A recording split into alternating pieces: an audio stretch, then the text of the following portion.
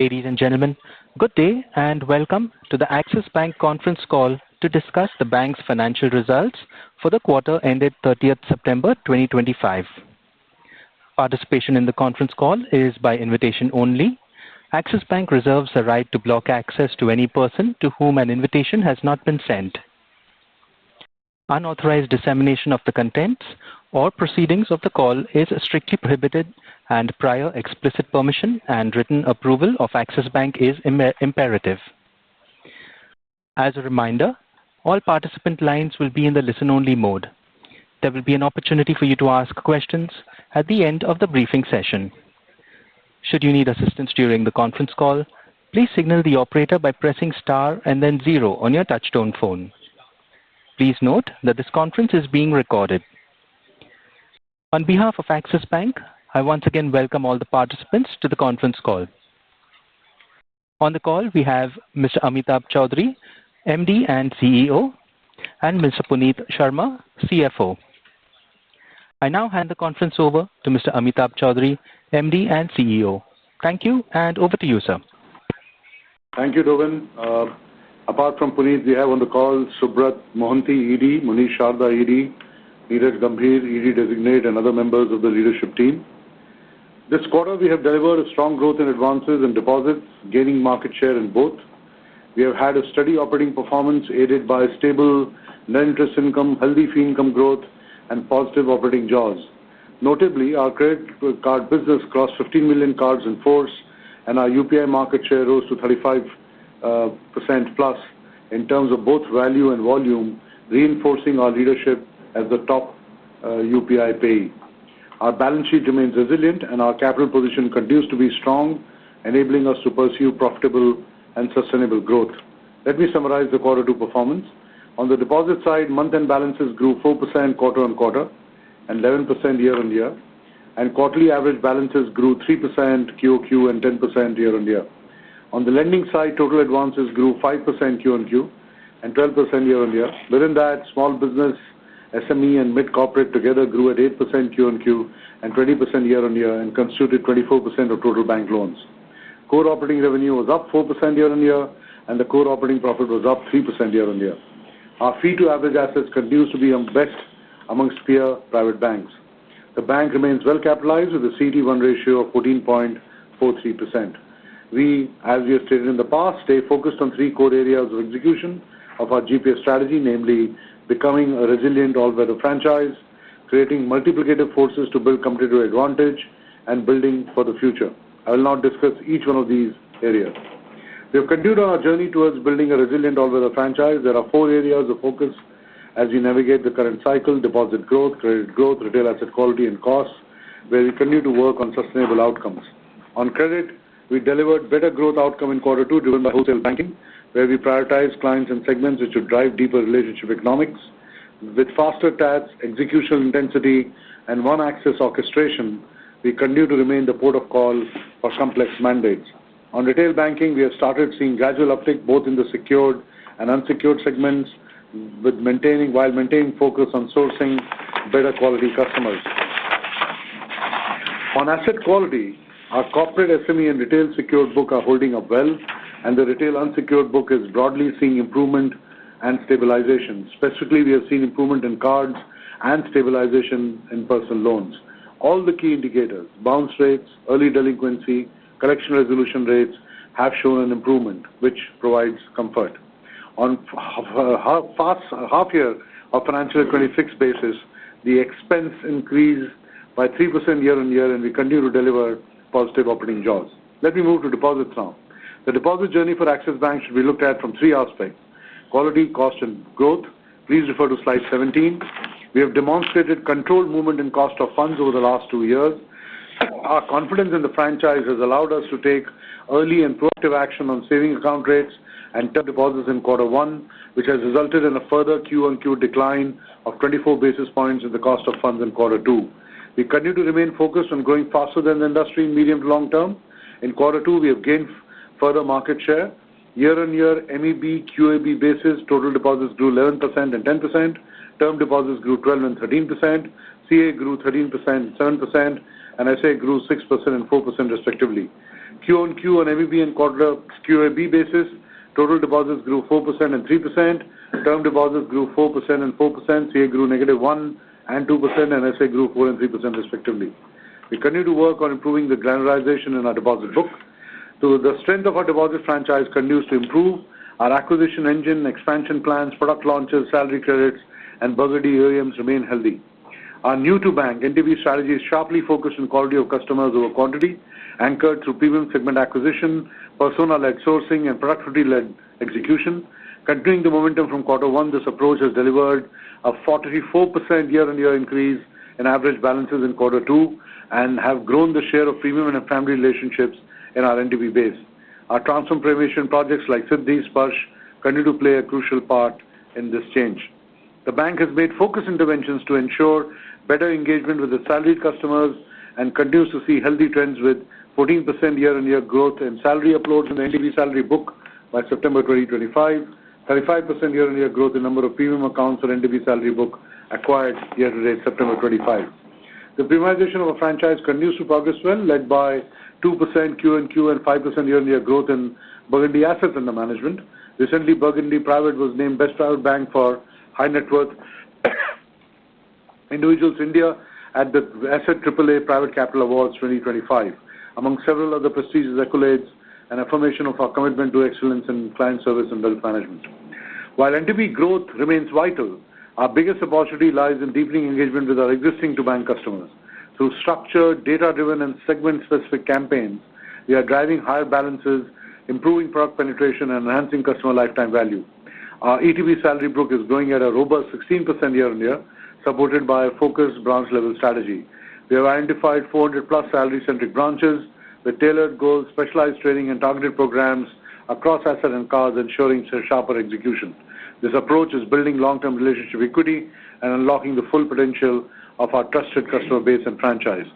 Our industry-leading neo platforms, along with customized solutions across liquidity management, payments, and collections, continue to drive higher transaction banking flows with compressing TATs and deepening stickiness through ecosystem flows. Please refer to slide 31 for more details. Creating multiplicative forces to build competitive advantage. This quarter, Axis Bank continued to push boundaries, deepening its commitment to digital safety, financial inclusion, and customer-centric innovation through bold, industry-first initiatives and strategic collaborations. Continuing to focus on product innovation and digital empowerment, we have launched 2 industry-first solutions that redefine customer safety and financial access. First, Lock FD, a pioneering feature that empowers customers to block premature withdrawals of fixed deposits via digital channels. And second, India's first gold-backed credit line on UPI, credit on UPI with gold loans for MSMEs and self-employed entrepreneurs in collaboration with Freecharge.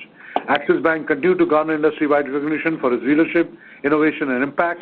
Our commitment to social responsibility was honored with the prestigious FICCI CSR Award 23-24, while our people practices earned top accolades, including the Business World HR Excellence Award and the Brandon Hall Excellence Award.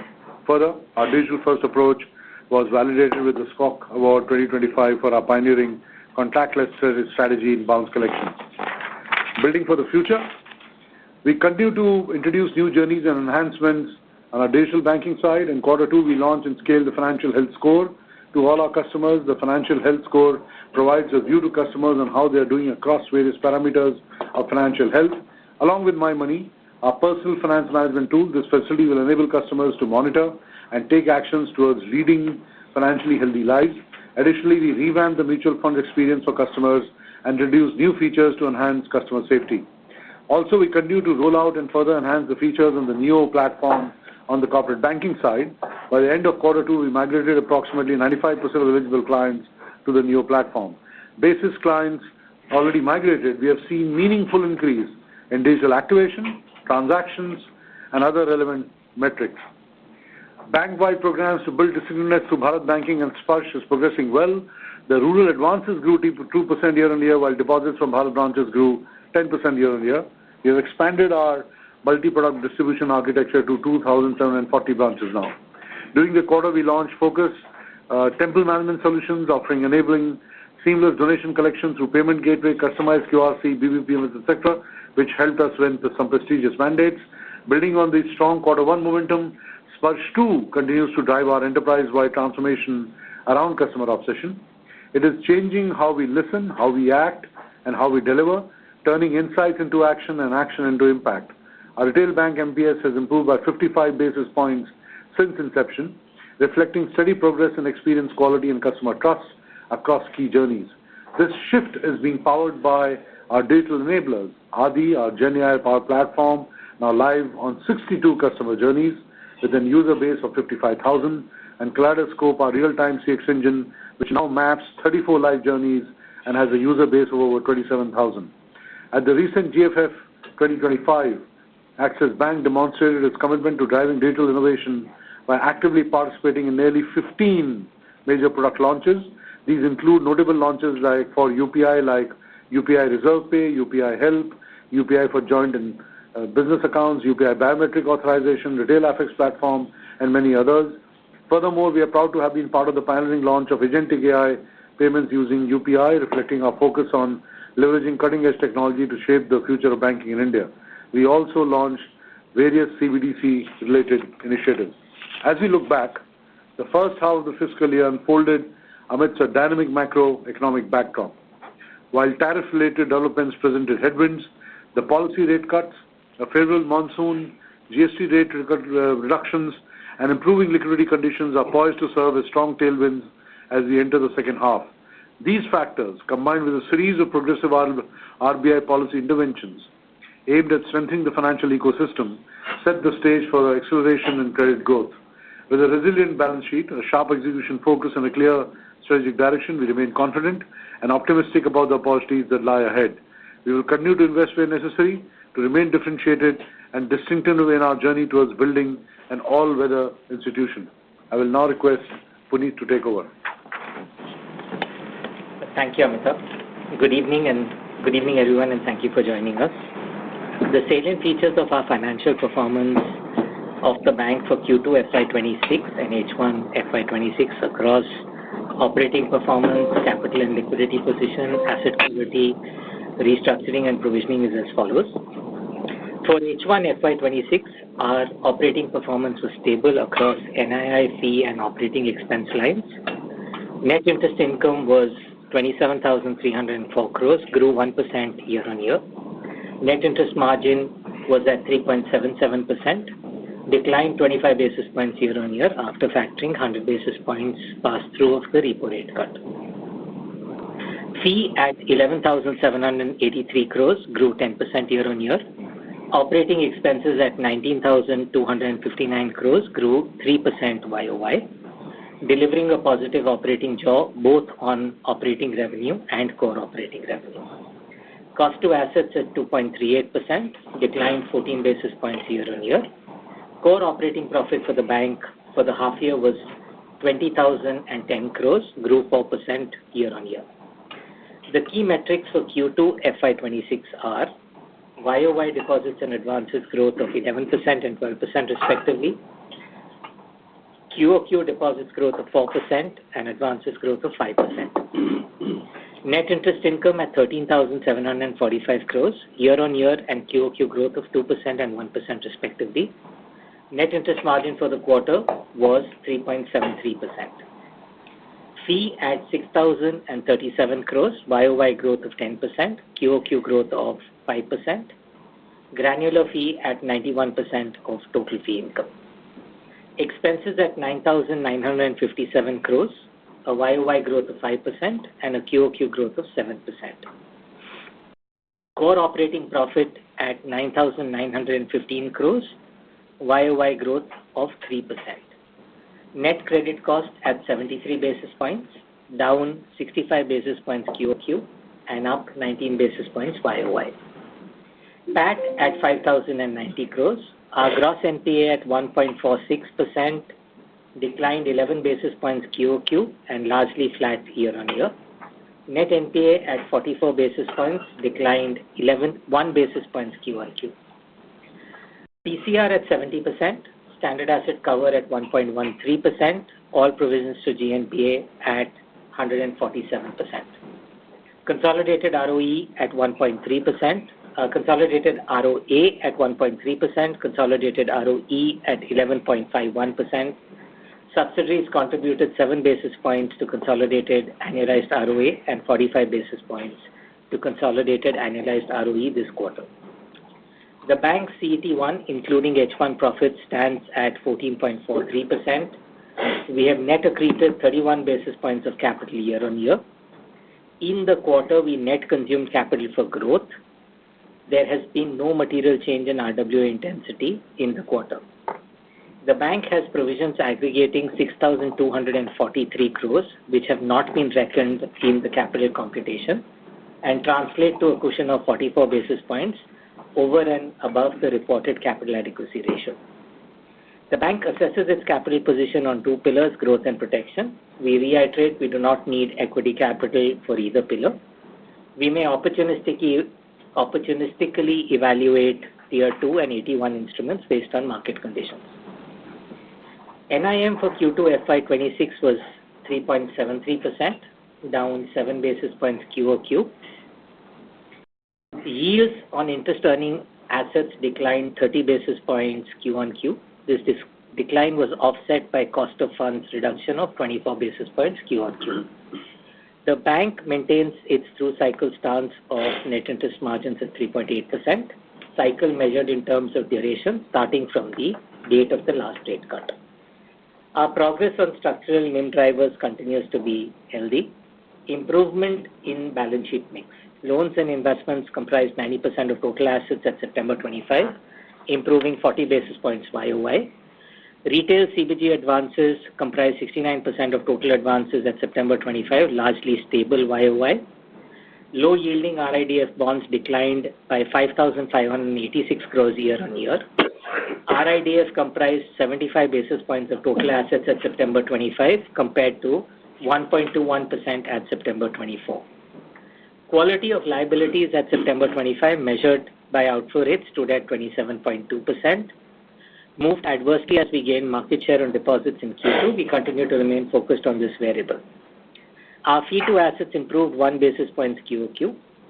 The total retail fee grew 5% QOQ, supported by our small business banking and small enterprise group fee, liability fees, and third-party product fees. Total wholesale fee grew 4%. Our WBCG fee grew 14% quarter on quarter, better than the growth in advances. Trading profit and other income at 587 crores, declined QOQ and YOY. Trading profit for the current quarter is largely MTM gains. Operating expenses for the quarter stood at 9,957 crores, growing 5% year on year and 7% sequentially. We have opened 97 new branches in the quarter and 100 new branches in the first half of FY26. The YOY increase in rupee crore expenses can be attributed to increase in statutory expenses offset by nil transition services agreement expenses in the same quarter last year. Staff cost and other operating expenses are flat YOY. The statutory expenses comprise incremental PSLC purchased during the quarter aggregating to 948 crores. As per the bank's policy, half the said cost has been debited in the current quarter. Technology and digital spends grew 4% year on year and constituted 10% of the total operating expenses.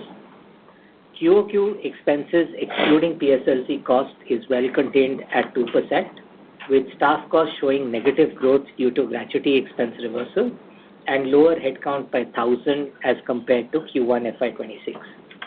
The rest of the QOQ expense increase is entirely attributable to the PSLC cost I discussed earlier. The net credit cost was 2,133 crores, declining 45% QOQ. Now moving to the core item of the P&L, which is the one-time standard asset provision. Following an RBI advisory, post its FY25 annual inspection, the bank in Q2 made an additional one-time standard asset provision of 1,231 crores for two discontinued crop loan variants. The customer terms of underlying loans remain unchanged. This standard asset provision will be written back to P&L when all outstanding loans in the two discontinued variants are recovered or closed in normal course or by 31st March 2028, subject to full closure of outstanding loans, whichever is earlier. No divergence in asset quality or NPA provision has been identified in the said inspection. The additional one-time standard asset provision exceeds 7.5 times FY25 and 13 times the 3-year average P&L charge for credit cost on an aggregated basis across both products.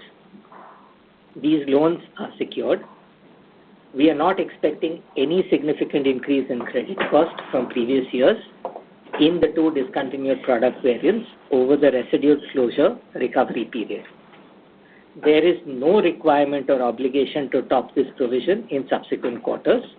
Hence, this is a static amount that will be written back when these accounts are closed or 31st March 2028, whichever is earlier. The impact on ROA and ROE of this additional one-time standard asset provision is 23 basis points and 196 basis points respectively. The cumulative non-NPA provisions at 30th September 2025 is 13,262 crores, comprising a provision for potential expected credit loss of 5,012 crores, restructuring provisions of 228 crores, standard asset provisions at higher than regulatory rates of 2,227 crores, and the additional one-time standard asset provision of 1,231 crores. Weak asset and other provisions of 4,564 crores. Coming to the performance of our subsidiaries, detailed performance of our subsidiaries is set out on slides 50 to 57 of our investor presentation. In H1 FY26, the domestic subsidiaries reported a net profit of 936 crores, growing 1% year-on-year. The return on investment on domestic subsidiaries was about 49%. Axis Finance. Overall, assets under finance grew 23% year-on-year, of which the retail book grew 24% YOY, and the share of retail and SME stands at 55% of total book versus 53% last year. H1 FY26 PAT grew 18% year-on-year to rupees 385 crores. Strong asset quality with a net NPA of 0.42% and negligible restructuring. Axis Asset Management Company. Overall, quarterly average AUM grew 12% year-on-year to 3,51,238 crores. H1 FY26 PAT stood at 271 crores, growing 11% year-on-year. Axis Securities H1 PAT stood at 175 crores. Axis Capital H1 FY26 PAT grew 6% year-on-year to 93 crores. Moving to asset quality, provisioning and restructuring. The slippage, GNPA, NNPA and PCR ratios for the bank and segmentally for retail, CBG and corporate is provided on slide 42 of our investor presentation. Gross slippages in the quarter were 5,696 crores, declining sequentially. Our gross slippage ratio also declined by 102 basis points sequentially. Gross slippages segmentally were 5,222 crores in retail, 265 crores in CBG, and 309 crores in WBCG. Retail asset quality is stabilizing. Retail business net slippages and net credit costs were lower than Q2 FY25. Further, gross slippages in the retail assets, excluding technical impact, declined year-on-year, showing that portfolio slippages are stabilizing. For the quarter, 50% of the gross slippages are attributed to linked accounts of borrowers, which were standard when classified or have been upgraded in the same quarter. Net slippages for the quarter were 2,808 crores, declining 54% Q1Q. Net slippages segmentally were 2,590 crores retail, 112 CBG, and 106 crores in WBCG. Recoveries from written-off accounts for the quarter was 641 crores. With signs of the portfolio stabilizing, we increased card issuances to over 1 million cards in the quarter and grew retail disbursements 17% Q1Q. Net slippages for the quarter, adjusted for recoveries from written-off pool, was 2,167 crores, declining 58% QOQ. Segmentally, retail was 2,095 crores, CBG 41 crores, and wholesale was 31 crores. Let's discuss technical impact. Net slippages due to technical impact was 280 crores, declining 85% QOQ. Provisioning on technical impact is 256 crores in Q2 FY26, declining 69% Q1Q. Please see slides 44 for quantification of the technical impact across segments. We believe that the policy changes announced by RBI, when reviewed holistically, are positive for the banking system and us. We are in the process of assessing the impact or reviewing the draft guidelines. It is too early to offer an impact analysis on the changes recently announced. To summarize, Axis Bank is progressing well to be a stronger and sustainable franchise in the medium term, defined as a period of 3 to 5 years with FY26 as base year. We believe our advances can grow 300 basis points faster than industry. We continue to closely monitor the current macro and geopolitical environment, inflation, liquidity, and cost of funds as it impacts our business. Thank you for your patience. We'd be happy to take questions now. Thank you very much. We will now begin the question and answer session. Anyone who wishes to ask a question may press star and 1 on their touchtone telephone. An operator will take your name and announce your turn in the question queue. Participants are requested to only use handsets while asking a question. Ladies and gentlemen, we will wait for a moment while the question queue assembles.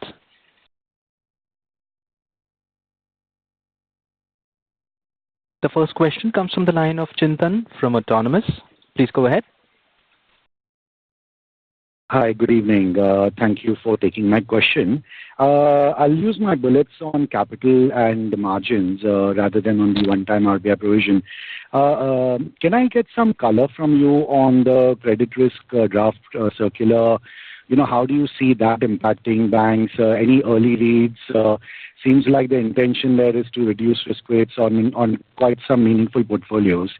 And I saw your comment on ECL from the media briefing that you don't expect much impact. I was just wondering that given the recent loss experience, whether your PDs would be a little elevated compared to your peers, and what would that mean for you?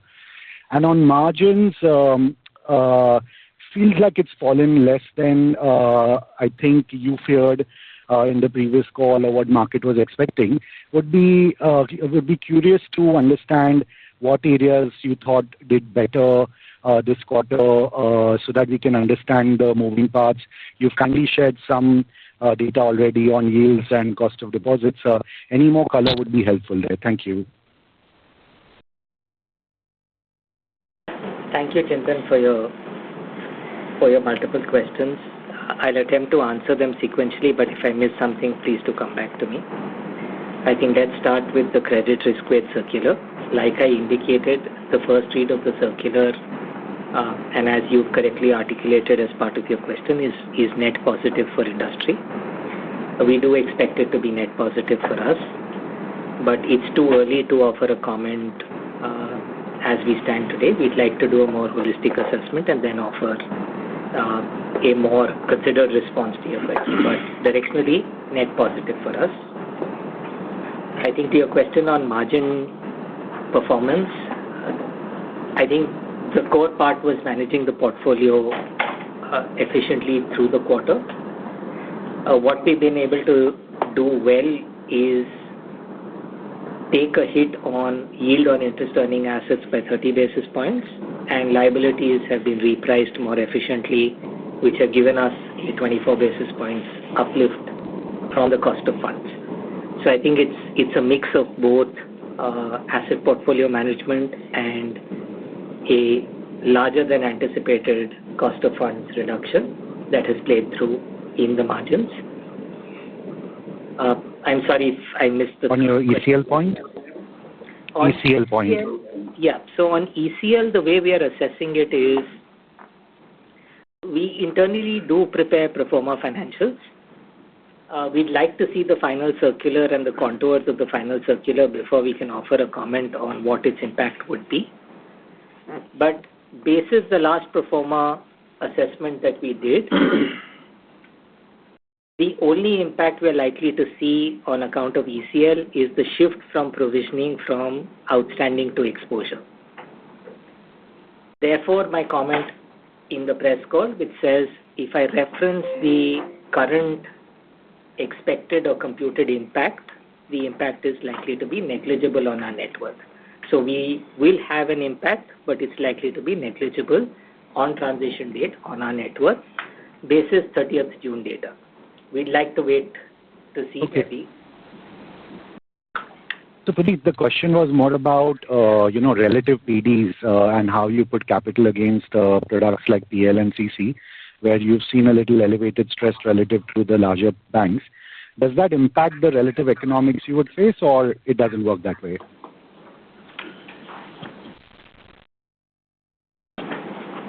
So yes, I mean, I think if it's a principle-based question, higher the PD, higher the loss that a bank takes, the higher is going to be the stage 1, stage 2 provision that the bank would maintain.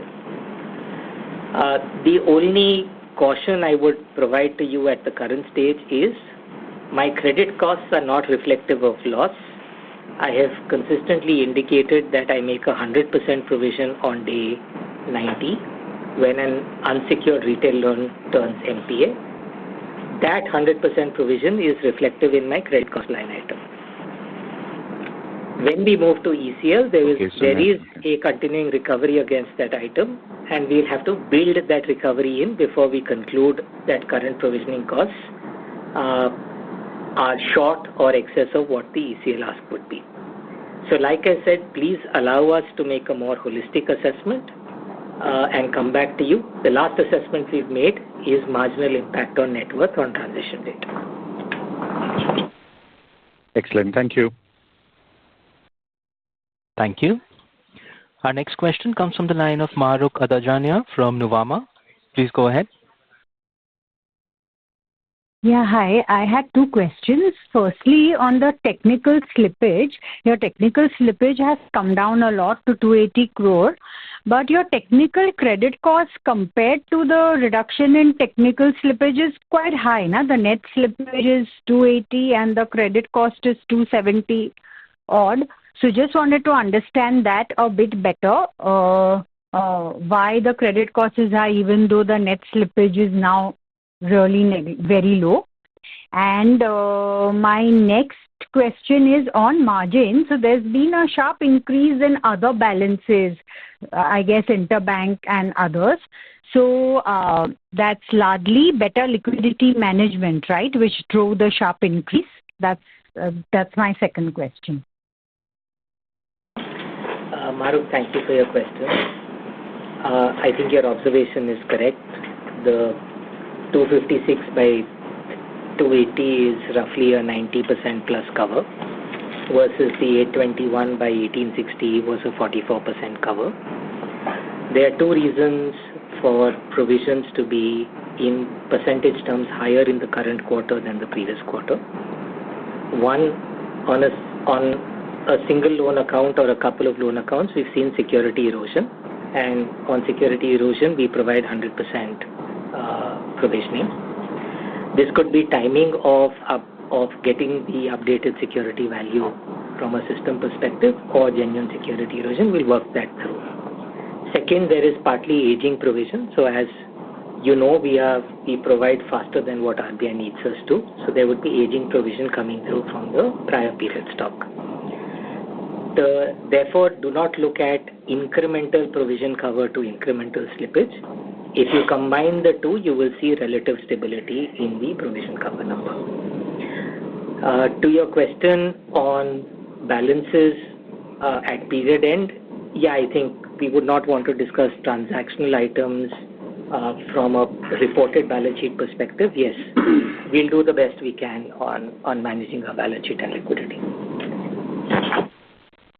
Okay, so any outlook on margins, as in has the repricing been over, or we'll just continue to see better deposit repricing from now on? So is the real pressure on core margins now done? So Mahrukh, as we have consistently been saying for Axis, assuming that there is no other rate cut, and I've been saying this right from the time the rate cut started, Q3 is when we should expect bottoming of margins. But that response is subject to no further rate cuts. As you're aware, there is chatter around the rate cut itself. But as we stand, Q3 should be bottoming of margins for us. Okay, thank you so much. Thanks a lot. Thank you. Our next question comes from the line of Rikin Shah from IIFL Capital. Please go ahead. Hi, thank you for the opportunity. Just a couple of questions. The first one, I wanted to clarify, is there any one-off in the net interest income line item? So that's just a clarification one. Then the first question is on the corporate loan growth, which was very strong. So could you share that if the incremental yields of the corresponding business is lucrative enough for us that can, justify such a strong growth? Secondly, I wanted a bit more color on the crop loan provisions. Why exactly was this needed, and how many loan accounts are included, if you could indicate that. And lastly, just on the non-staff expenses, Puneet, you did highlight that around 950 crore is related to PSLC cost. I just wanted to clarify if this 950 is the total cost which will come in 2Q and 3Q, or it was only in the 2Q and we can see similar PSLC cost in 3Q as well. Thanks, Rikin, for your questions. Let's start with the PSLC question first. I've indicated that the cumulative PSLC cost that we've incurred in quarter 2 in outflow terms is 948 crores. Half of that cost is come in the current quarter because our amortization policy is PSLC cost over 4 quarters, because that's the average balance that you need to maintain of the year. So 948 by 2, which is roughly 474 crores, has been charged to the current quarter. The balance 474 crores will be charged over the next 2 quarters. So roughly 235-36 crores in each quarter going forward would be the residual amortization of the expense incurred in quarter 2. Moving to your next question, which is what is the nature of this one-time standard asset provision. We will not give you details around specific number of accounts, but let me offer you a fair color so you understand this well. The bank had been offering one of the 2 product variants from 2015 and the other variant from 2021. These are farmer loans, and these had been classified as PSL. The bank has discontinued these 2 product variants, i.e. we are not doing these specific variants currently. For the loans that we had in stock, the bank has taken a position that the customer terms should not be changed to the detriment of the customer ab initio. Hence, the existing stock of loans will, depending on verified end use, be classified into agri use, consumption use, or get closed when they come up for review or renewal. The bank has been asked to maintain the standard asset provision on this stock of loans without changing the customer terms till these loans are fully recovered or repaid.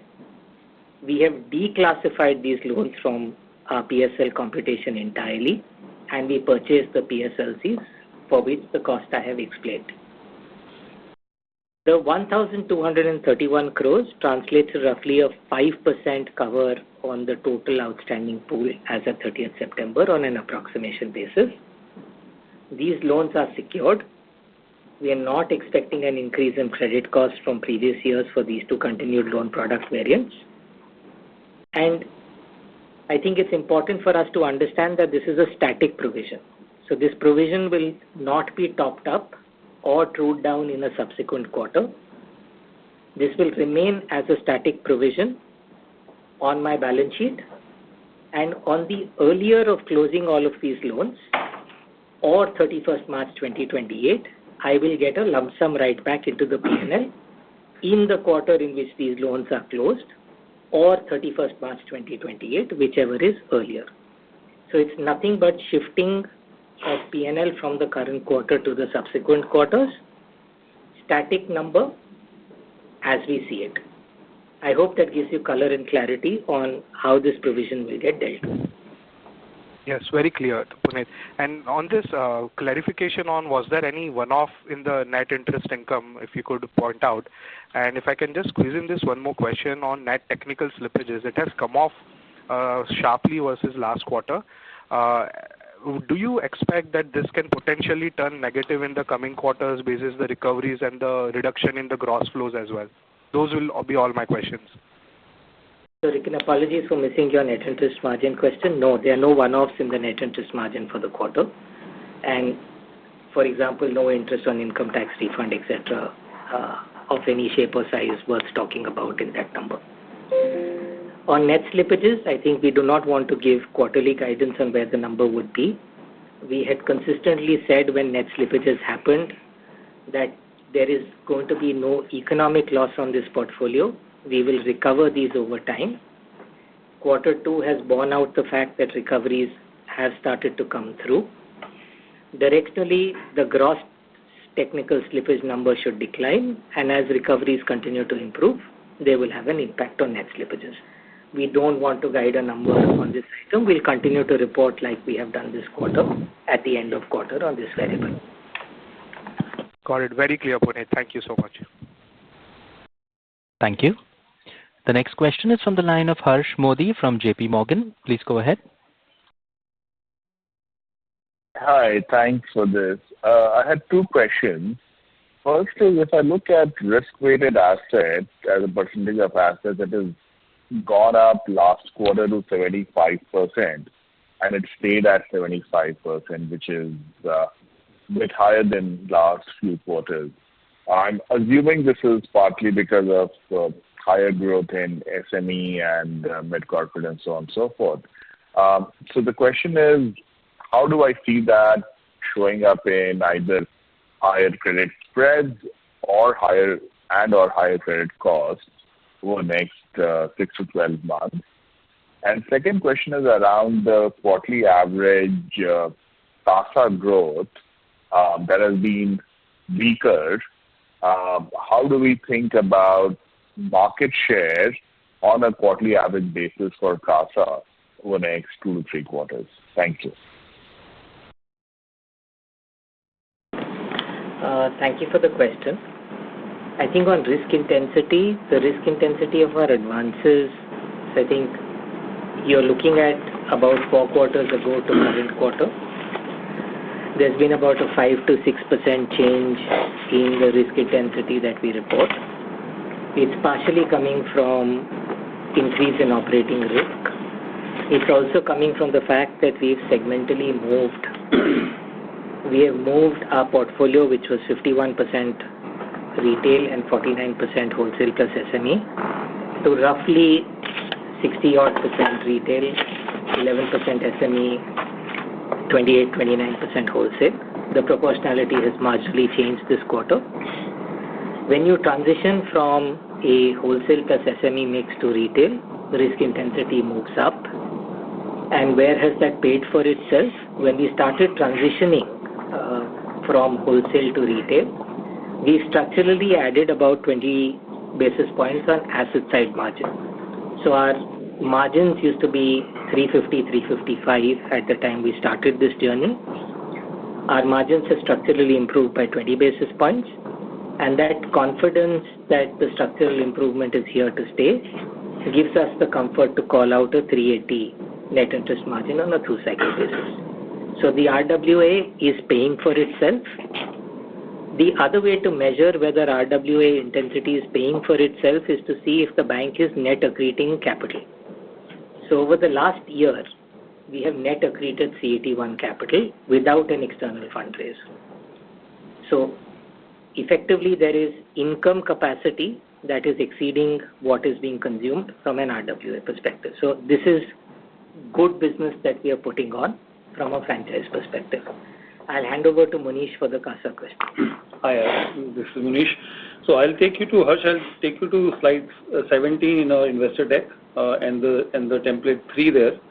If you see the growth numbers of our deposit book over the last 1 year, 3 year, 5 year on a CAGR basis, year on year, both on quarterly average balances as well as on ME month-end balance basis, our growth has actually been beating the industry.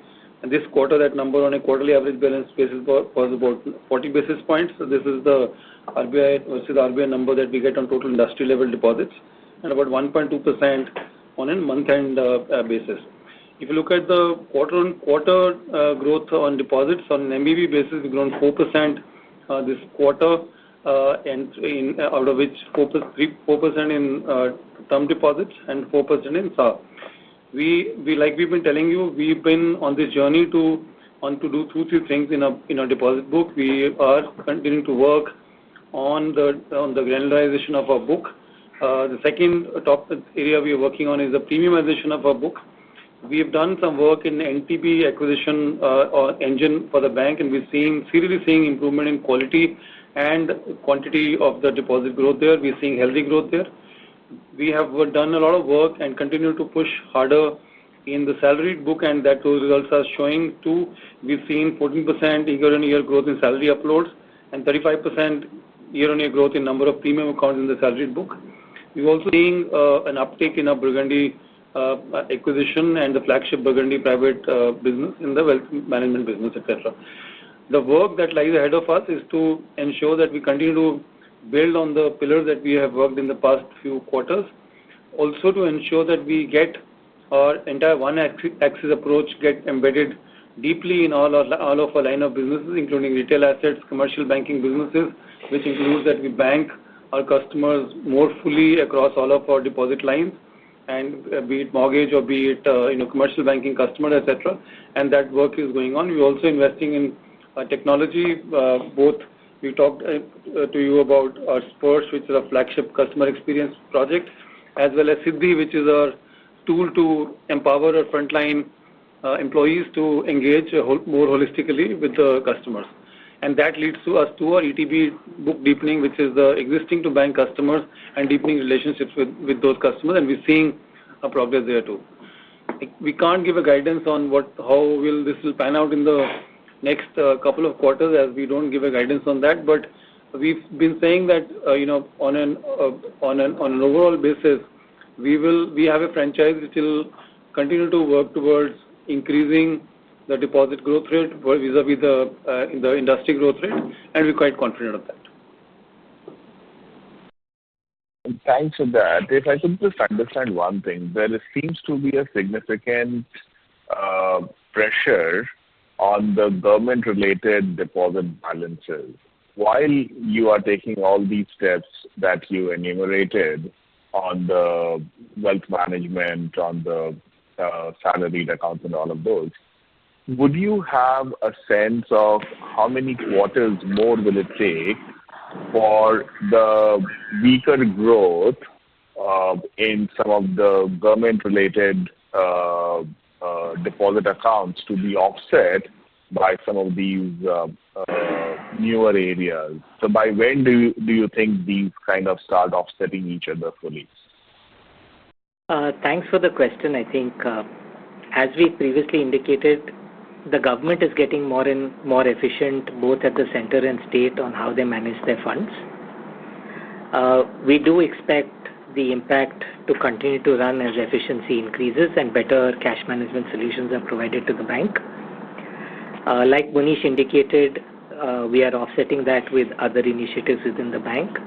We do not want to offer a comment or a time frame by which the compression in government deposits would end. Efficiency is an ongoing journey. We will find other means to find growth. Thank you. Thanks, Puneet. Thank you. Ladies and gentlemen, in order that the management is able to address questions from all participants in the queue, we request you to please limit yourselves to 2 questions only. You may rejoin the queue for follow-up questions. Our next question comes from the line of M.B. Mahesh from Kotak Securities. Please go ahead. Puneet, on this standard asset provision, if you could just kind of highlight what is the nature of observation that RBI had, and how did you come through this provisions of 5% on those loans? Mahesh, thank you for the question. I can't discuss specific RBI observations because they are confidential in nature. But to clarify your question, RBI directed the 1,231 crore number. So it's a number that was told to us as part of the advisory following the inspection. When I take the number and divide it by the the portfolio outstanding as of September, it translates to 5%. So it's a way of dimensioning the number. We received an absolute number asked to provide. We have provided that absolute number ask. That absolute number will remain static. So there will be no top-up or true-down needed to that number in the subsequent quarters. And when the underlying portfolio goes to zero, this number will get written back. So effectively, if I was to explain this provision could move from 5% to 100% of the book as the book runs down. But when the book goes to zero, this provision will be entirely written back into the P&L. It will be the faster of when we run down this portfolio or 31st March 2028, which is the last date by which this will happen. Mahesh, I hope that clarifies for you. Yeah, just to clarify, the problem that we are facing is that is it an asset quality problem? Is it a recognition of standard asset problem? Is it income recognition problem? Is it the way the loans are originated is a problem? We're just trying to understand the dimension of this problem, which is why this question is coming through. Understood, Mahesh. Let me help clarify that straight up. This is not an asset quality problem. I have clarified in my note in the UFR that there is no divergence in NPA provision or asset classification as part of the said inspection. So I have offered a categoric statement that this is not an asset quality problem. This is not an income recognition problem either, because if this was an income recognition problem, the reversal would have happened to the income line. We would not have provided on the provision line. To your question, where is this problem? This problem is a classification problem, to which I clarified earlier that we have declassified these loans from priority sector lending, and we have bought PSLCs to offset the declassification, the cost of which you are seeing in the expense line. So the short answer to your question, this is a PSL classification question, not an income recognition or an asset classification question, which is why this amount will remain static. Perfect. Thanks. And one last question. You had mentioned that asset quality in unsecured loans is showing improvement. Directionally, should that mean that we should start seeing slippages also coming off in the subsequent quarters, assuming everything else is constant in other parts of the portfolio?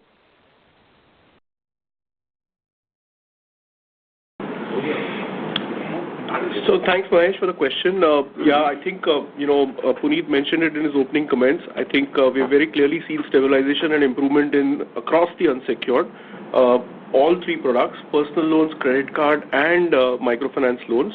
Specifically, we have seen improvement in credit cards and stabilization in personal loans and microfinance. And we would like to believe that this trajectory has now been, happening, let's say, for the last 6 to 7 quarters now in terms of early delinquency indicators showing improving trend. And we see no reason why this can't continue. Perfect. Thank you. Thank you. The next question comes from the line of Suresh Ganapathy from Macquarie Capital. Please go ahead. Yes, thanks. Puneet, just again on this question, which of course Mahesh had asked, see any declassification because priority sector assets attracted 25 basis points, if I'm not wrong, standard asset provisioning, and the normal assets attract 40 basis points. Obviously, certain commercial real estate goes to 100 basis points. Suddenly going up to 5%, I mean, did the RBI perceive any risk? And what do you mean by discontinued crop variance here? I mean, you used to offer, you stopped offering. You're telling the customer terms and conditions are standard. So why go to 5%? So, Suresh, thank you for the question. I think let me break responses up to your questions in parts. When we say discontinued a crop variant, we are basically saying there was a certain loan that we were offering that had a set of characteristics around what the end use of the product would be, to whom it would be given, for what tenor it would be given. We have discontinued that particular variant. We have multiple variants in personal loans. Therefore, we had multiple variants for these crop product loan products. So we have discontinued the variant that was questioned. The variant, as I have previously indicated, was questioned for PSL classification. The PSL has been declassified. And like I said, the 5% is a computed number. The instruction was to make 1,231 crores of provision. That translates on outstanding as of 30th September to roughly 5%. At the risk of repeating myself, for abundant caution and clarity, this number will not change. So if the portfolio runs down, so let's do the math. 5% of 1,200 crores is roughly 24,000 crores.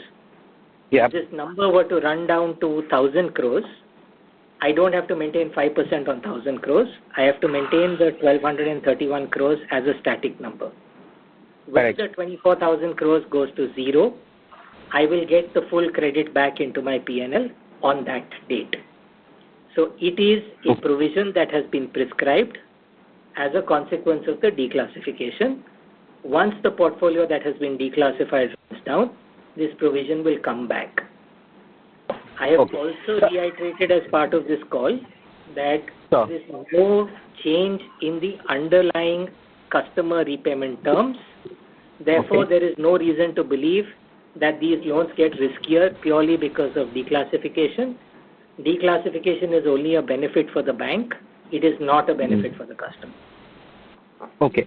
So this is very, very clear. So just to put the question in a reverse way, these 24,000 crores, currently these are all well paying on time, and these are not SMA 0, SMA 1 or SMA 2 loans. So there is no overdue also on these loans? So let me give you data around these. This one-time additional standard asset provision is 7.5 times the credit cost that we incurred on these two product variants in fiscal 25. 7.5 times. If I take the average of the last 3.5 years of loss on these loans, and I'm being specific, these two loan variant products. If I take the average of the last 3.5 years, it is a 13 times cover for loss incurred. That itself will tell you that there is a static number that we are providing for. We do not think this increases. And very simply, if the customer repayment terms are not changing, why should credit risk increase on the product? Okay, this is very, very clear, Puneet. Thank you so much. Yeah. Thank you. Our next question comes from the line of Adarsh from Inam. Please go ahead. Hi, Puneet, Amitabh, thanks for the opportunity. The question relates to the same thing about this crop loans. The way to understand it is that obviously, as you said, it's a PSLC classification issue. So all the 900 odd crores cost that you mentioned on PSLC certificates relates to this, or it includes BAU as well? Adarsh, thank you for the question. The 948 crores in the current quarter is to compensate for the declassification. So we bought PSLCs to compensate for the declassification. So Puneet, just to understand, let's say there's a one-time provision which is one time and comes back as we go along, but the RBI, this whole thing is our cost optimization would have been a lot better if RBI wouldn't have asked for this declassification from PSLC, right? Like our cost goes up by 1,000 crores. The cost is still good, but it would have been a lot better if we didn't. So the recurring cost about this reclassification is actually the OPEX line and not the one-time provision, correct? Is that a fair way to look at it? Adarsh, absolutely fair way to look at it. I would just supplement your hypothesis for your consideration to say, I am organically through Bharat Banking improving my PSL compliance. So this will be a recurring cost, assuming that I can't make this 24,000 crores up through organic, fresh PSL build. So yes, it may not happen overnight, but over a period of time, it will not be a recurring annual cost, one. And second, as we keep organically building PSL to substitute this 24,000 crores, the rupee crore value, assuming PSLC rate remains constant, should come down as we get into subsequent fiscals. The last point, since you raised the year-on-year cost comparison as a reference point for discussion, my request is, while this 474 is showing us a cost increase in the current quarter, when we get to quarter 4, PSLC cost is the timing of purchase. So by the time we get to quarter 4, if you realize last year, quarter 4, we had purchased PSLCs of close to 750 crores. And that hit the same quarter. So if you're looking at this impact on a year-on-year cost growth, you should keep in mind that the 750 in quarter 4 on an equivalent basis for this new cost will be about 237, because it's only 1/4 of the cost that will come to quarter 4.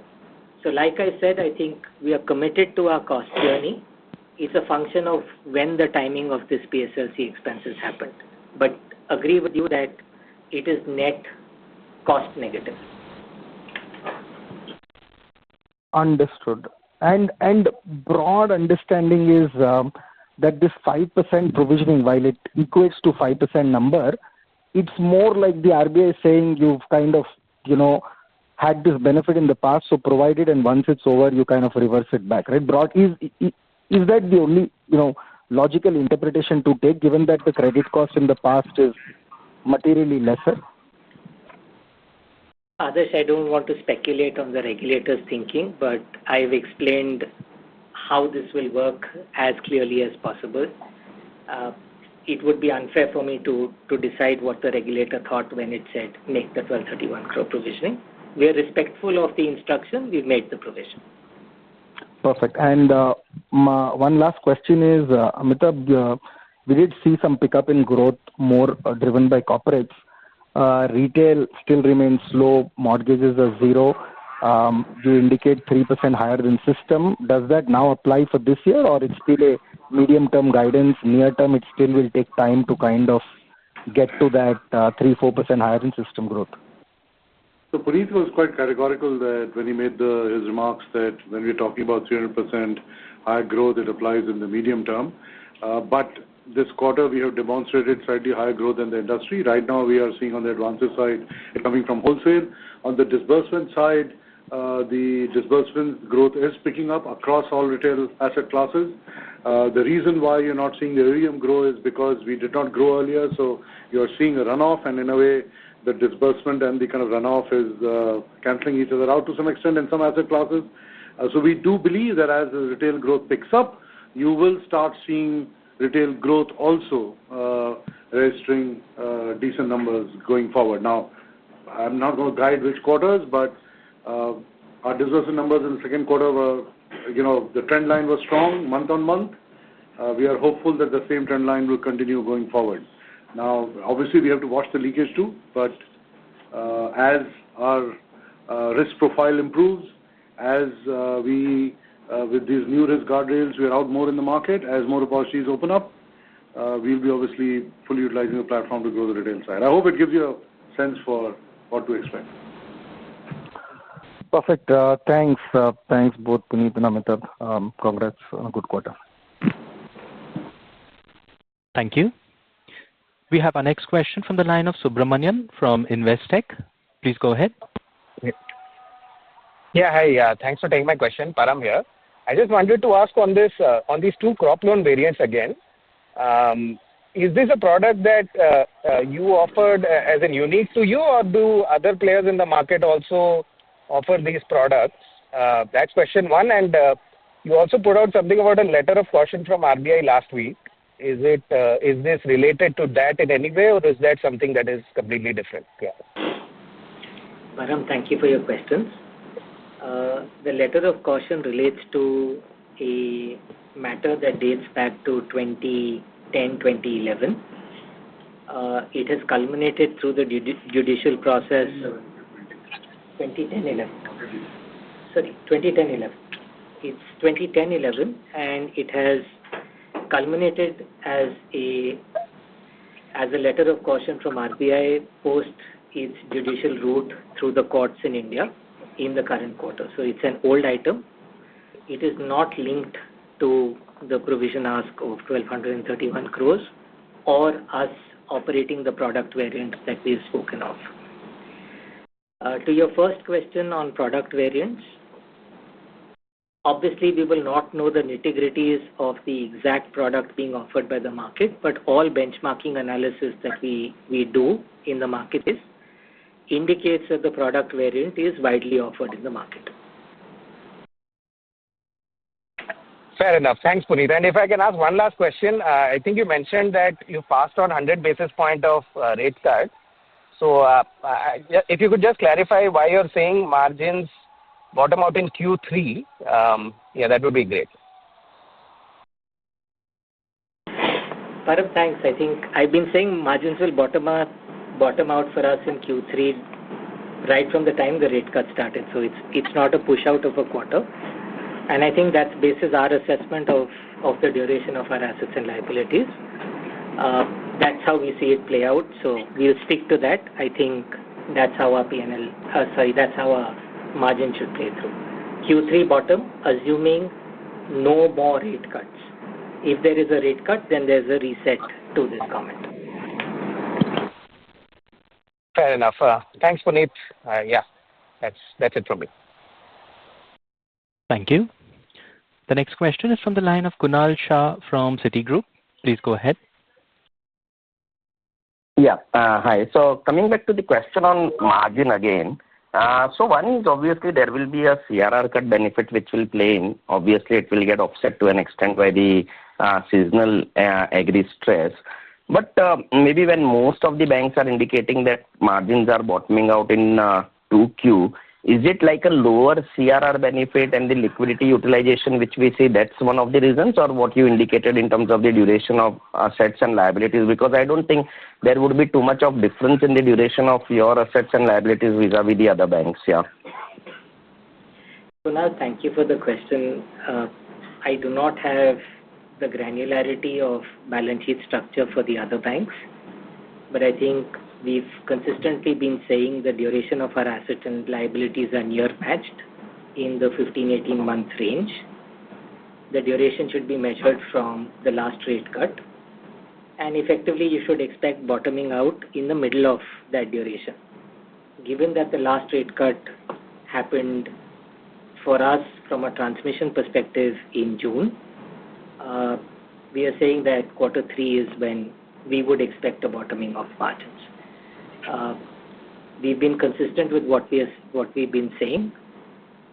Let us continue to try and do what we can do best to optimize margins, but our commentary remains Q3 is bottom for us. Okay. And CRR cut, so that benefit will continue similar to that of other banks. We will be utilizing that liquidity. Yeah, it's a pan bank cut, so that relief will come through to us also. Okay. Got it. Okay. Yeah. Thanks for the question. Yeah. Thank you. Our next question comes from the line of Anand Swaminathan from Bank of America. Please go ahead. Thank you. I have a couple of questions. First, on two metrics. One, if you look at LDRs, they are the highest since 2018, I think. And also from a PCR, or you look at it in terms of cumulative provisions as percentage of loans, it is also the lowest since 2018. How do we think about this going forward? Are these kind of steady state numbers you're comfortable with, or would you like to manage them downwards or upwards? That's one. Number two is around any color on the Diwali-related sales, post-GST, pickup in retail loan demand, anything you are seeing from your personal loans or credit card business, any color on that would be great. Thank you.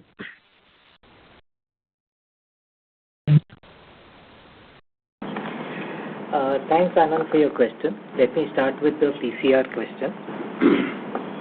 We are more focused on the rules that we write for NPA provision. PCR is only an outcome for us.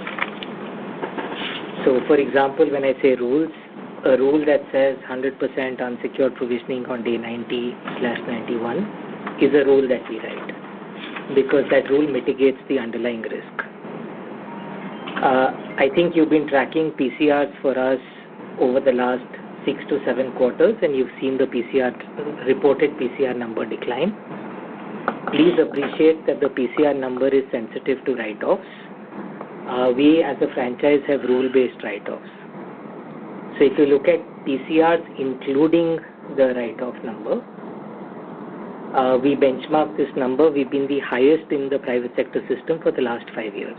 So it's a 93.8, 94% number. So one way to think about PCR comparisons is you either gross up for write-off for everybody, where you see us at the top of the coverage pie compared to the large private sector banks. Alternatively, you can bring everyone's gross NPA to a given number, because write-offs will happen only on 100% provided assets, and see the consequential PCR. When we look at that number also, basis the last published numbers in March, we are comfortable that we sit in a good space from a provision standpoint. Now let me explain the technical reason for drop in PCR. Last quarter, we had this technical impact of 2,700 crores. This is largely a secured pool. I had indicated last quarter that 80% of these loans have 100% security value or more. Therefore, the provision cover on this is only 44% against the base of 74-75%. That caused a 3% reported PCR drop. So it's an outcome of what class of assets slipped and its underlying nature that has impacted PCR. So I hope that clarifies the PCR and PCR performance for Axis. Let's now move to LDR. On LDR, we've operated in the 92% plus minus 2% band from the time LDRs came into focus. I think given the construct of our balance sheet, we are comfortable operating as we have operated over the last 4 to 6 quarters. Sorry, Anand, you had a third question which I know I have not answered. Could you just help me recall? No, it was just a question around Diwali demand and anything you're seeing in your retail book customer base. So, okay, I'll talk about Anand, the GST cut happened or took effect on September 22nd. In some lines of businesses, especially auto, we've seen some spurt in bookings, etc. Post September 22nd, after initial few days. But these are early days, and that increase must have happened because of the pent-up demand of the month of September. But we're watching it closely. We think it could lead to good outcomes in general for the industry, but we are obviously watching it closely. I think it's too early to just say that there is a spurt in demand on the automotive side for sure. Card spend. I think on cards, what we noticed was almost a 18 to 20% jump over August. We saw daily spends actually growing by almost 2.5, 3x in the last week of September. The other point to also notice that because of the GST reduction, a lot of festive sales were put on hold, and actually the timing of the festive season, which anyway shows growth in card spends along with GST, came together. But yes, there was a pent-up consumer spending, especially in e-commerce sales, that reflected in the card spends growth in the last week of September.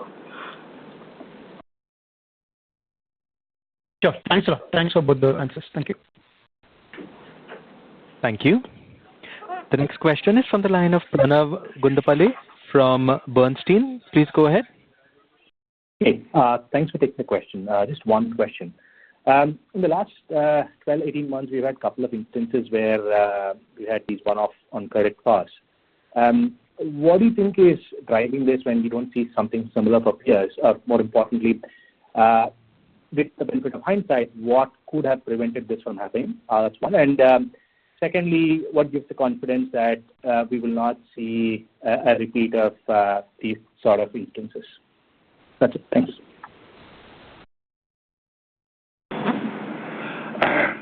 Well, wish I had a perfect answer for you. I think what we had last quarter was a different reason. What we have this quarter was a different reason. As we said last quarter, that we do not, at least from an Axis Bank management perspective, we do not see any other one-time changes we intend to implement going forward. This was something which, because of the discontinuance of the certain variant and asset classification issue, the classification issue on a certain loan variant, we had to make some provision, which frankly is just, postponing profit from one quarter to a certain quarter, assuming the costs don't go up. So our assumption and our hope and our fervent wish is that obviously this is the end of it. We can never predict the future, but we do believe that we are a conservative organization. We do believe that we have been conservative around how we account for things. We've been conservative around what businesses we do. And gradually, as we have cleaned up some of these things, yes, one of these items have come up. We are not aware of anything as of this point in time, though we keep seeking clarifications from RBI off and on in terms of how do we account for things, because we do sometimes realize that maybe our interpretation of things is slightly different from what RBI expects. But as of this point in time, our hope is that this does not repeat in future. I mean, I don't have a better answer than this. But let me assure you, we want to keep these things to zero, and hopefully it will be zero going forward. And just in terms of the focus, I think we continue to focus on the core operating performance, wherein whether it's the margin or its growth numbers, those operating performance parameters we believe continue to trend in the right direction. Like Amitabh said, we wish we had better answers for some of the one-offs, but hopefully there won't be other one-offs as we look into the future. We can't predict it, but at least those that are in our control, we are trying to make sure that the metrics around those continue to be on an upward trend. Thanks. My question was more just to understand if this is unique or if this is something that happens with other banks, but maybe better buffers or higher buffers prevent that from coming out, or need to really call them out, or if this is just unfortunate and therefore really one-off that will anyway cause this kind of thing. No, it will be incorrect on our part to, firstly, we don't know about the other banks. It will be incorrect on our part to comment, incorrect on our part to, say RBI and its wisdom has decided this. We obviously followed the instructions to the T. Our inspection round is over. Whatever had to be done is over. So that's why we are saying that we're not aware of anything else which might come our way. I don't know what the status of the inspection of others are, if anything will pan out there or not. As we said, we believe it is one-off, and hopefully we can keep focusing on our core operating performance, and at the same time ensure that from a compliance perspective, we kind of are in the top quartile in terms of what we do, and we are seen as a gold standard on compliance. So we are working towards that also. Thank you. Thanks, Sandeep. Thank you. Ladies and gentlemen, we will take that as the last question for today. I would now like to hand the conference over to Mr. Puneet Sharma for closing comments. Over to you, sir. Thanks, Dovan. At the outset, I'd like to thank Abhijit. He transitions as head of HR to a fund management role within the bank. Yeah. Sorry, head of IR, and he transitions into a fund management role within the Axis umbrella. So thank you, Abhijit, and thanks for all of the good work that you've done over the last 10 years. Happy Diwali and season's greetings to each one of you and your families. Good evening, and thank you for your time. If any questions remain unanswered, please do reach out to the IR team, which is Rahul Jain now, for any other further queries that we can answer. Thank you. Have a good evening. Thank you. Thank you. On behalf of Axis Bank, that concludes this conference. Thank you all for joining us. You may now disconnect your lines.